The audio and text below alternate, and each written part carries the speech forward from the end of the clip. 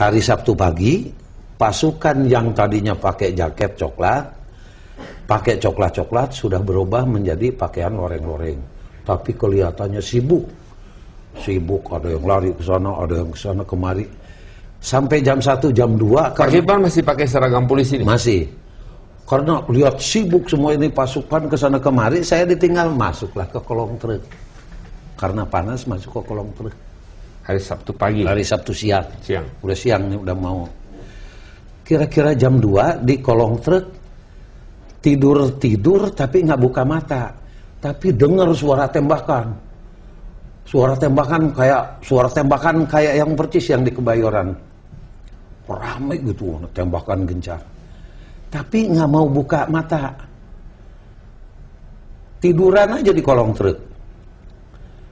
Sadar-sadar dibangunkan oleh Cakrabirawa 4 angkatan yang sudah pakai pita putih.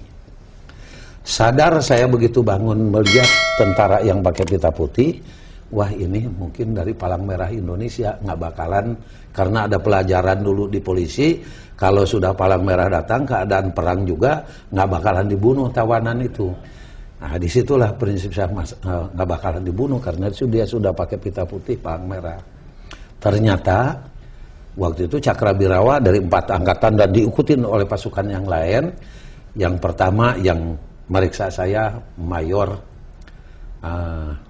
dari polisi Mayor Jiman, kapten. Kalau dari tentara Mayor Eko. Kemudian dari angkatan udara sama laut saya tidak begitu kenal karena masih bintara-bintara, tetapi dari Cakrabirawa yang sudah pakai pita putih. Pada saat membangunkan saya bilang, saya polisi, waktu gerbagan di Kebayoran saya dibawa. Kemana? Ke Lubang Buaya. Tahu jenderal-jenderal dibunuh? Nggak tahu, hanya ada kabir-kabir dimasukin dalam sumur. Nah, oleh beliau ini dikasih pita putih, dibawa. Pak Kipman dibawa? Dibawa. Kemana? Ke markas Cakrabirawa. Di mana? Markas Cakrabirawa, kalau sekarang jadi Binagraha. Itu malam minggu saya diperiksa oleh Letnan Kolonel namanya Ali Abram. Ali Abram yang penting meriksa saya itu Letnan Kolonel dari Cakrabirawa. Sampai dia menerangkan, kamu orang Indonesia diculik Belanda, sekarang kembali ke Indonesia, terangkan apa yang kamu lihat dan kamu alami di sini. Mengapa? Ya saya kan bingung juga, di sana yang nangkep saya ngasih makan, ini yang nangkep saya juga ngasih makan, jadi sampai dijelaskan begini. Waktu itu keadaan bingung sayanya, sampai dia menjelaskan begitu.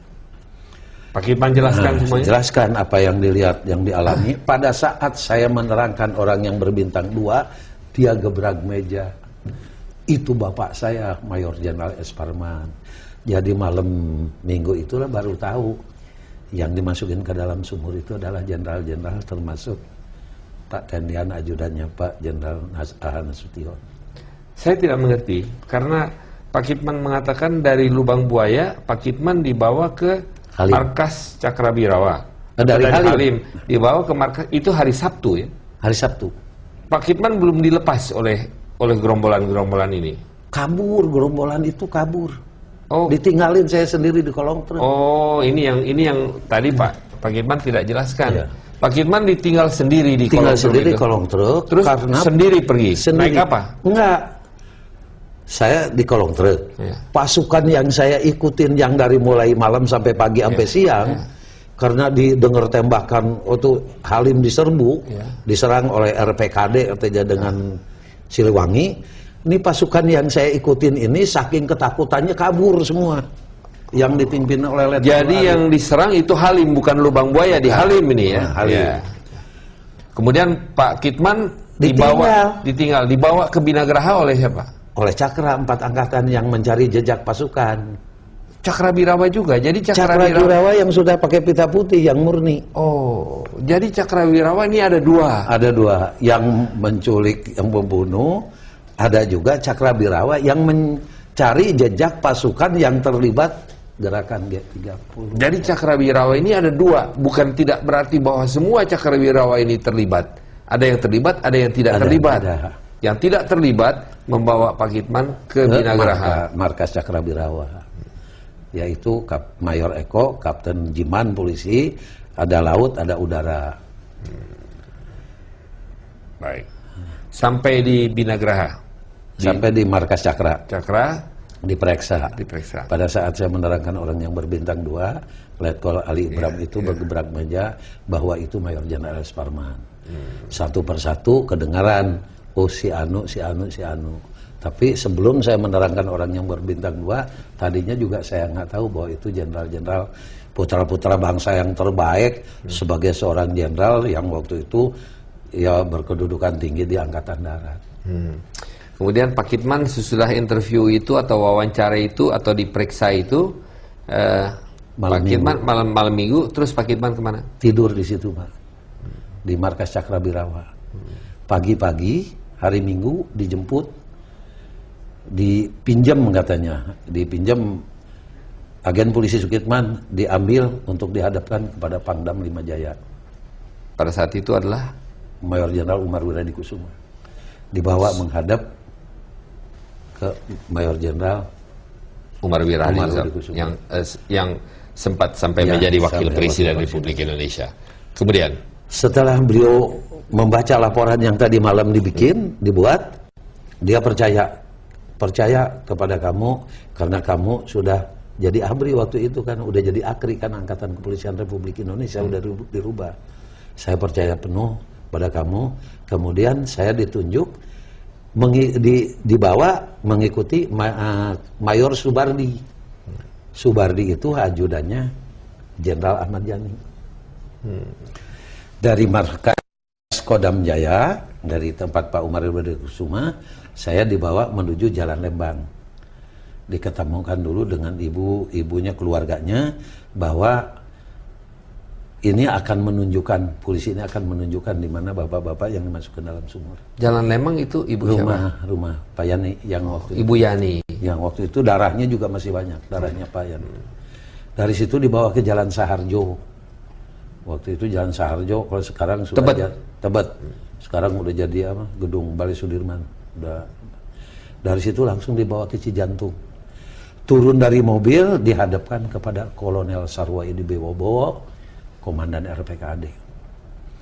Laporan yang tadi malam yang dibuat sudah ada di beliau. Hanya saya tinggal ke Papanbor untuk menggambar ini Pasar Hek, ini sampai ke lokasi. Maka dengan pasukan dari anggota beliau, waktu itu Kapten Urip, Mayor Seisi Santoso, dan lain sebagainya, bergeraklah dari markas RPKD sampai Pasar Hek naik mobil, dari Pasar Hek jalan kaki. Disitulah saya baru mendengar yang pasukan RPKD mengatakan berbanjar, sebar lebar dan lain sebagainya. Itu suatu pengalaman juga. Senjata saya ditinggal karena memang senjatanya sudah bata di markas Cakra. Setelah masuk daerah Lubang Buaya, lewat sawah, kalau sekarang ke tempat upacara itu jalan baru, kalau yang lama lewat lagi sawah, terus baru saya menunjukkan antara rumah dengan rumah, di mana saya ditawan, di sampingnya ada sumur, saya tunjukkan. Tidak ada orang lain yang mengetahui lubang sumur itu ada di mana kecuali Pak Kitman. Padahal di situ banyak pasukan. Pasukan di sana banyak, tapi dengan aba-aba dari Kapten Urip, waktu itu Kapten Urip dari RPKD, yang ada di lokasi keluar, kalau tidak saya hancur leburkan, kata beliau ini. Maka keluarlah beberapa pasukan dari mana? Waktu itu kalau nggak salah dari yang menjaga, alasannya sih menjaga bekas latihan sukarelawan-sukarelawati dari PGT. Baru kita masuk RPKD satu persatu, pohon karet segala udah dijaga, baru saya nunjukkan sumur, tempat. Sebab nggak ketahuan kan, udah jadi buangan sampah gitu. Itu si sumur itu ditutupin jadi buangan sampah. Kalau kita habis makan sama sayur kacang ya dibuang situ, jadi nggak tahu. Maka dicongkel oleh anggota RPKD pakai sangkur, ketahuanlah tanda-tanda yang dipakai oleh dia, yang malam-malam di sini merah putih di sini selayar kode daripada sukarelawan. Baik, jadi sebetulnya Pak Kitman ini merupakan saksi hidup. Amin. Yang betul-betul mengetahui apa yang terjadi di Lubang Buaya. Satu-satunya atau masih ada orang lain? Mungkin masih ada. Ya. Tapi karena waktu itu kan Yang tahu mungkin nggak boleh ngomong oleh apa waktu itu ada yang disebut GTM, gerakan tutup mulut lah apa waktu itu. Tapi setelah diangkat, setelah ditunjukkan ya malam Senin tuh kayak tadi malam itu kurang lebih yang gali orang kampung sana. Kemudian itu malam juga saya diambil alih oleh Pak Kolonel Sarwo Edi karena sudah ketahuan tandanya oleh Pak Kolonel Sarwo Edi, saya dibawa lagi menghadap Panglima Kostrad waktu itu, menghadap Mayor Jenderal Soeharto. Menghadap ke Panglima Kostrad? Kostrad, Pak Sarwo Edi bersama saya. Menghadap ke Pak Panglima Kostrad, yaitu Jenderal Soeharto pada saat itu. Soeharto. Tapi tanda saya udah dicopot di sini. Kenapa? Yang agen polisinya untuk keamanan.